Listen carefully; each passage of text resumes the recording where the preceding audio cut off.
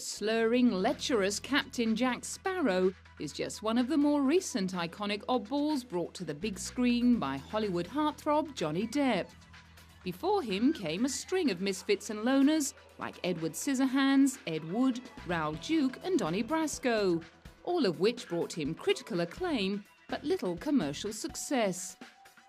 Having made an early career decision only to play roles that pleased him, he chose not to accept lead roles in Interview with a Vampire, Speed, The Matrix and Titanic. Mercifully, 2003's Pirates of the Caribbean: Curse of the Black Pearl turned out to be a blessing, delivering $653 million worth of box office treasure and earning him his first Oscar nomination. More importantly, Johnny was having a ball with a character he based on Rolling Stones guitarist Keith Richards. Oh, I mean, it was amazing. Good time, you know, developing the guy, finding the guy, and then ultimately being the guy. It was really a blast from start to finish. I mean, so much so that I really missed him, you know, at the end.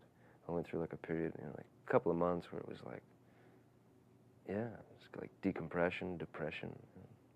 Swashbuckling his way through the Jerry Bruckheimer maritime extravaganza, he got to share the adventure with the likes of Keira Knightley, Orlando Bloom and Geoffrey Rush. The experience was, you know, it was like almost criminal because it was so much fun, you know. There were moments where we look at one another and, you know, sort of be like, can you believe we actually get to do this, you know? This is what we're doing for a living, you know? Yeah, it was really wonderful. Luckily, he only had to wait another 2 years to don the eyeliner and pirate outfit and embark on the next action-packed mission to find the dead man's chest. The sequel became the fastest film to make $1 billion at the box office.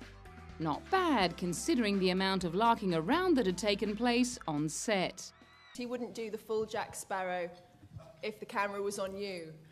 As soon as the camera turned around, it's like you couldn't give him the off-camera lines because you were laughing too much. I think there'll be a lot of outtakes of just everybody pissing themselves in the middle of the scene. For all the fun and frolics, however, it was clear that Johnny was taking his approach to the character very seriously. With Captain Jack specifically, one of the main deals for me was, you know, how did Bugs Bunny do it? You know, like how do you? Where's the character that a 5-year-old can enjoy and an 80-year-old can enjoy and a hardened intellectual, you know, can enjoy? And so that's where I was attempting. And according to Oscar winner Geoffrey Rush, he'd more than nailed the brief. The sort of work he's done over the last 10 or 15 years, from Ed Wood to Edward Scissorhands to, you know, he goes off and does J.M. Barrie and Finding Neverland. I mean, he is an actor's actor. It's a long time since we've seen that kind of extraordinary versatility that has now reached and found its kind of fruition in a big, popular, mainstream summer popcorn movie. And I love that because that really helps raise the bar. The bar was raised again in the third installment of the franchise in 2007, which brought the real-life inspiration for Captain Jack Sparrow into the fold to play his father.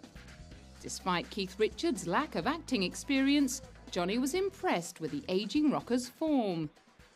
It was amazingly normal and calm and right. You know, Keith came on and was beautiful. He was totally professional, perfect. You know, came in, knew his words, did his bit. You know, did it like it was any other gig. I mean, he just did it perfectly. There was, you know, it wasn't like, you know, people could tell that it was his first cinematic sort of venture. He was just perfect. The franchise that had been based on a Disney theme park ride came home to roost, with the world premiere of World's End at Disneyland in LA. And as Johnny and the rest of the cast took off on a worldwide red carpet tour to promote what would be, for the time being at least, the end of the series, Johnny was having withdrawal symptoms. It's hard because you're faced with the potential that you know, this guy that you've been, and I know it sounds totally absurd, but this guy that you've been, this person that you've been for a couple of years, that you may not ever see him again. So you have a, you know, there's kind of there's a period of decompression, which involves depression as well. So yeah, and you just get through it, you know. But there's always that potential in the back of your mind going, you know, maybe you'll see him again, maybe.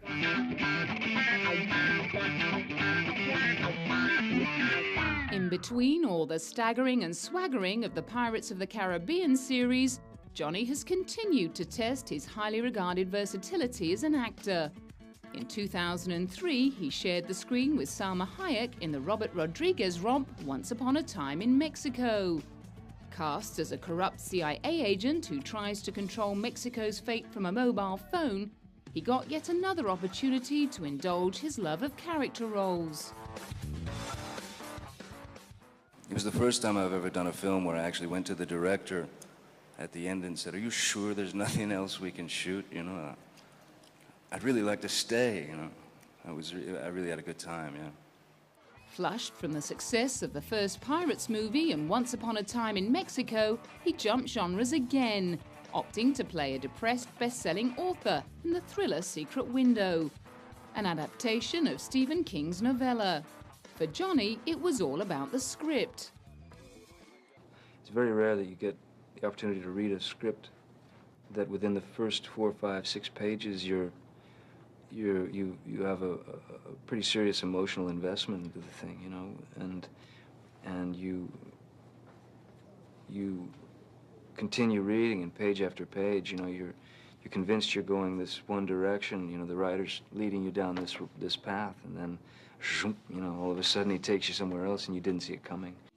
The same could perhaps be said of Johnny's acting, according to his co-star, John Turturro. He's a real character actor who's in the body of a leading man. And that's unusual, and he's got his own route. And I think, you know, I think he's actually gotten better as he's gone on, too.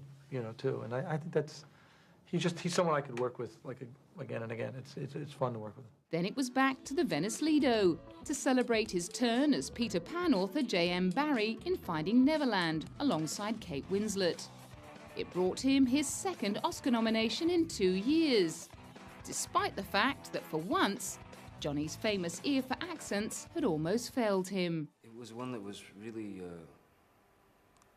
far away from me. I mean, in terms of my ear, I couldn't quite hear it initially, and so I just studied and studied and studied. I worked with this dialect coach who was from a Scottish family, and she was incredibly helpful.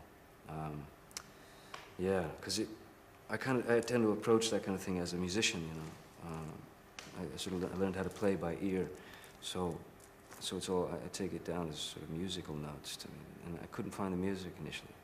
Clearly, it all worked out well in the end, and the film's director Mark Foster was the first to praise Johnny on his approach to his career. I think, you know, Johnny Depp is a person who never chose his performances for box office or to be a huge movie star. He always chose it because he loved the part and he wanted to do the part. So that's why he chose the performances he did in his life. He chose to play another British writer the following year in The Libertine. This time he took on the role of the second Earl of Rochester, who once described himself as the wildest and most fantastical odd man alive. Known as the muse and mentor of 17th century stage great Elizabeth Barry, John Wilmot made his own direct contribution to the arts. For me, Rochester was a great poet, you know, and an overlooked poet, you know, who's really, really important in terms of British literature, or in terms of literature itself. But he was kind of overlooked because he was written off in a lot of ways as a satirist or a pornographer or whatever. He was a guy who was, I think, probably at least 200 to 300 years ahead of his time. And he hadn't done with playing writers yet. In 2008, he was persuaded to reprise the role of controversial author Hunter S. Thompson in a new film by Alex Gibney. Johnny had first portrayed the self-destructive author in the 1998 film Fear and Loathing in Las Vegas, and Gibney was determined to secure his services as narrator of Gonzo, the life and work of Dr. Hunter S. Thompson. You know, he has a deep affection for Hunter. He lived with Hunter in the basement of his house for, over a month. And there's a kind of psychic bond between them. They both come from Kentucky. So he inhabits Hunter like nobody else. Having spent years on the periphery of commercial success, Johnny had suddenly become one of the highest paid actors in the business. He was having trouble coming to terms with all the attention. Confused. It's weird. I mean, like the sort of, the Screen Actors Guild Award and various nominations and things like that. Although on one hand it's a great honor, it truly is. But when that kind of thing arrives, it's sort of it felt like it came out of nowhere. I mean, out of left field, because all I've been doing is really just focusing my attention to the work, and then so you're focused on this thing, and suddenly someone comes in and says, hey, they want to do this thing at the AFI, or the hand and feet ceremony at the Grauman's. It's like, what I'm doing this, I don't understand. In terms of me, it didn't make sense. None of it makes sense, but what do I know, One thing he obviously does know is how to play outcasts. And in 2009, he chose to play a real-life 1930s gangster in Michael Mann's biopic of John Dillinger, Public Enemies. The shoot-'em-up blockbuster threw up lots of opportunities to let off steam. It's like you get a bunch of grown men into a room with a bunch of machine guns and you suddenly become, a child again.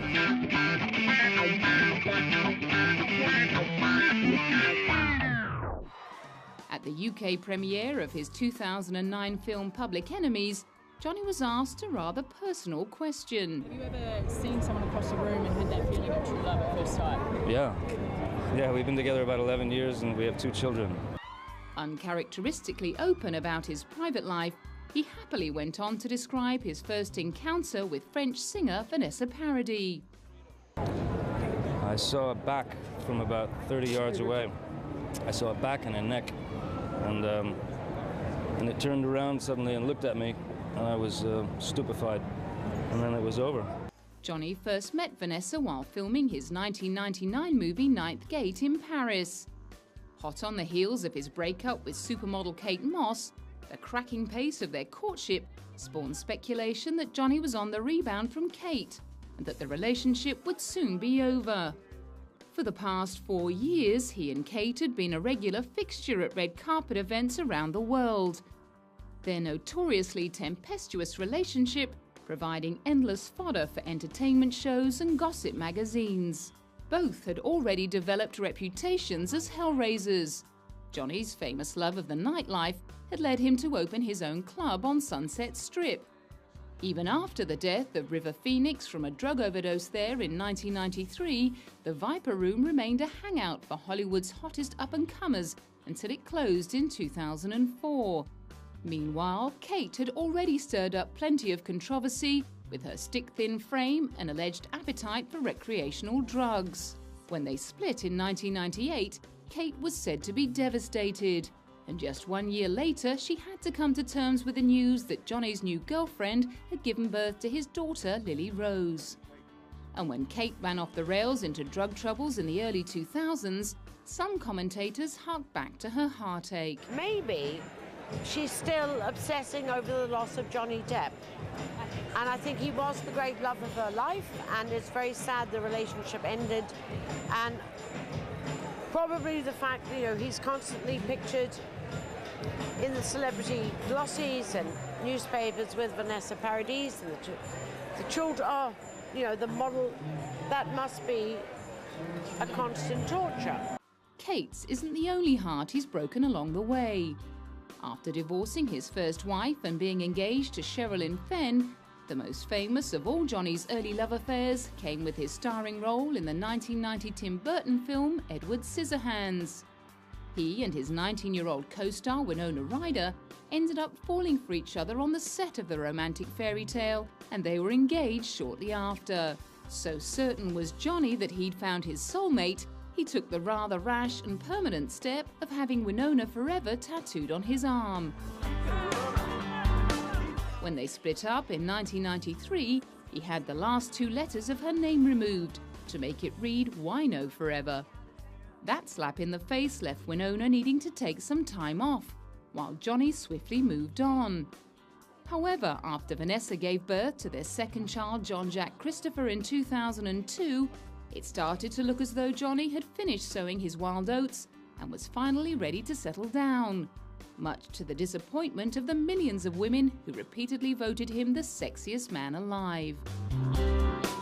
And in 2003, at the age of 40, he confirmed that his hell-raising days were over, thanks to Vanessa. And it wasn't until, in terms of the transformation, meeting Vanessa, becoming a parent, becoming a father, and understanding what's real and what's important in life, and having some perspective on life, finally, after all these years. In 2006, Johnny had become such a familiar fixture in his adopted home of France that he was awarded Paris's highest honor for achievement. After stepping up to receive the Médaille de Vermeil, he made it totally clear that he was off the market, for now at least. The country itself, the city of Paris, certainly has been very kind to me. You know, it introduced me to my beautiful girl Vanessa. Gave me 2 beautiful kids. Doesn't get better than that. Exactly how much credit goes to Vanessa for Johnny's metamorphosis from hotel-wrecking party animal to responsible father and top box office star is impossible to calculate. But he no doubt had his pop star partner to thank for helping him nail the singing in his role as the demon barber of Fleet Street in Sweeney Todd in 2008.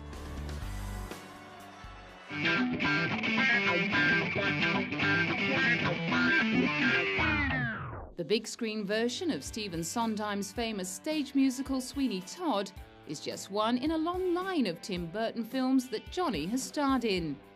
Their collaboration began way back in 1990, with Johnny's breakthrough role in Edward Scissorhands. Set in suburban Florida, the film about a boy created by an inventor and left with scissors for hands is widely viewed as an interpretation of Tim's own childhood. He went on to cast Johnny as a misunderstood outsider in a host of subsequent movies like Ed Wood, Sleepy Hollow, and the ghoulish animated comedy The Corpse Bride, which used a similar style of stop animation and computer effects to his 1993 film The Nightmare Before Christmas. At the Corpse Bride premiere in Toronto, Johnny commented on his relationship with the director. I think we have similar sort of, similar outlook on things, kind of similar understanding of things. Similar sense of humor, you know. And it was kind of, you know, there was a connection that was very hard to describe even back then on Scissorhands, you know. It was just there instantly. So, I don't know, it's hard to explain. The same year, they collaborated on a big-budget remake of the Roald Dahl children's classic Charlie and the Chocolate Factory. And at the film's Tokyo premiere, Tim returned the favor. Well, I mean, ever since, I met Johnny on Edward Scissorhands, and then each time has just become more amazing because, you know, he's like, a person who likes to put on funny costumes and act strangely, and that's what I love to work with. You know, he's amazing that way. Critics have often commented on the similarity between the pale-faced, curly-haired director and the characters that Johnny plays in his films, suggesting that Johnny has become Tim's on-screen surrogate. It seems they certainly share a childlike enthusiasm for life, an attribute that came in very handy in Johnny's preparations to play larger-than-life children's character Willy Wonka. I think I started making those choices with the idea that I would do exactly what I wanted to do, the way I needed to do it, to leave something behind when I evaporate, you know, for the kids, you know, something that hopefully, at least for a period of time, they could watch these films and go, yeah, Dad was trying something there, you know, something that hopefully they could be proud of one day. You know. It wasn't only the kids who appreciated his big-toothed, wide-eyed rendition of the mythical Chocolate King. He also impressed his veteran co-star, Christopher Lee. He's a great, great actor. Of his generation, he's #1. The film also co-starred Tim Burton's wife, Helena Bonham Carter. And 2 years later, they were playing Happy Families again on the set of Sweeney Todd. The tale of a vengeful barber who slits the throats of wealthy customers and disposes of their bodies in meat pies made for an interesting challenge. But Johnny didn't let the fact that he'd never sung before stand in his way. There was a lot that appealed to me. First and foremost, that it was a Tim Burton film. The opportunity to get back in the ring with Tim. Second, that it was Stephen Sondheim's brilliant masterpiece. Third, there was the possibility that, it might work, it might not work in terms of me as singing the part. So there's always the interesting thing is the idea of challenging yourself as an actor. Having worked with Johnny so many times before, Tim was more than happy to take a leap of faith. Well, I just had a feeling, and I didn't know if Johnny could sing or not, but he said he thought he could, and that was good enough for me. And then, he sent me some music, and it was beautiful. And so it was interesting to work with actors who aren't singers in a very difficult musical. So I think they all did a really beautiful job. Meanwhile, Helena, another musical first-timer, was also full of praise for Johnny. He has got an uncanny ability to make anything cool. He is a hip person, Johnny, And his choices are always really clever, And he's made, like when I heard his recordings, it's got a real modern feel, a sort of rocky kind of, not rocky, box, but it's got a slight rock, modern. He's got a real touch with a contemporary. And he's a really funny mixture, Johnny, as a person, because he's got both high culture and pop culture. He's a real mixture of both. And he's very cultured, but it's just completely eclectic. And so he just knows what to draw on. The Academy of Motion Picture Arts and Sciences agreed and awarded him yet another Oscar nomination for Best Actor. Earlier in the year, it had been Johnny's turn to hand out the honours. At a ceremony in Venice, Tim was delighted to be handed a Lifetime Achievement Award by his favourite leading man.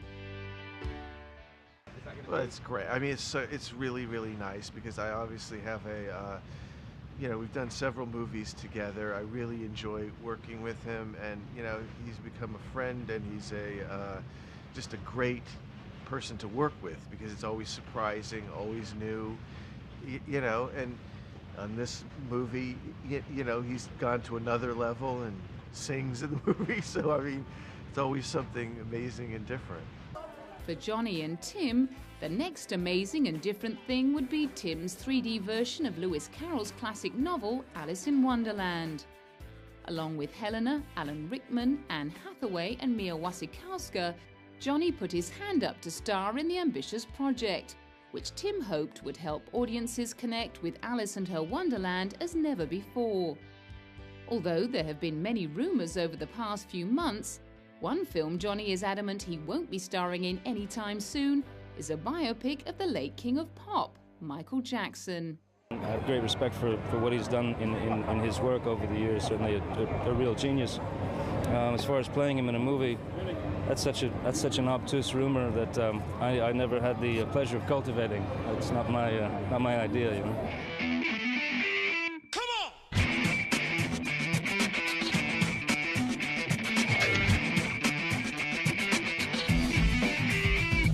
Come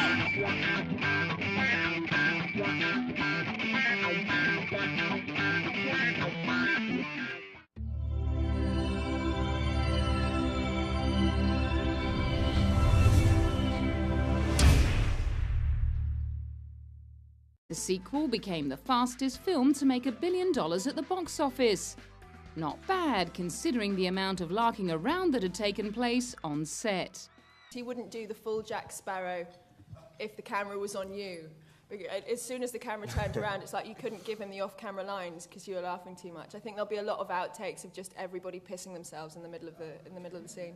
For all the fun and frolics, however, it was clear that Johnny was taking his approach to the character very seriously. With Captain Jack specifically, one of the main deals for me was on!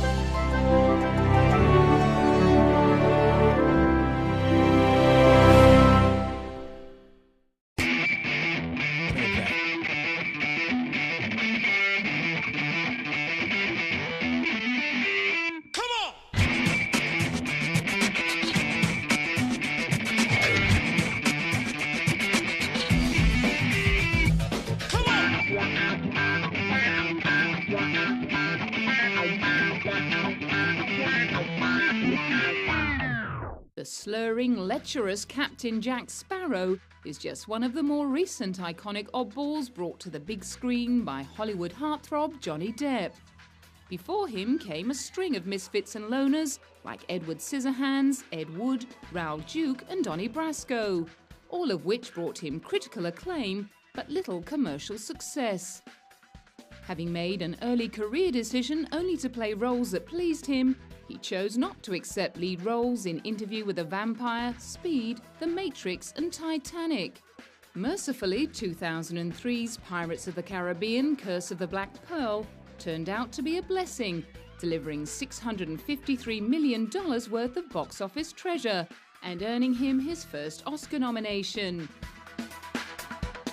More importantly, Johnny was having a ball with a character he based on Rolling Stones guitarist Keith Richards. Oh, I mean, it was amazing.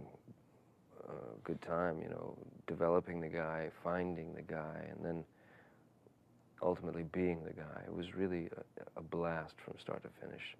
I mean, so much so that I really missed him, you know, at the end. I went through like a period, you know, like a couple of months where it was like, yeah, it's like decompression, depression.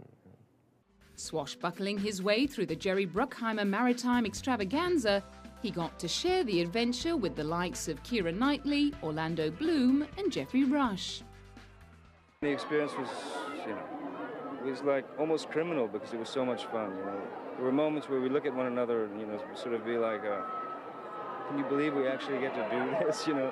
This is what we're doing for a living, you know? That was really wonderful. Luckily, he only had to wait another 2 years to don the eyeliner and pirate outfit and embark on the next action-packed mission to find the dead man's chest.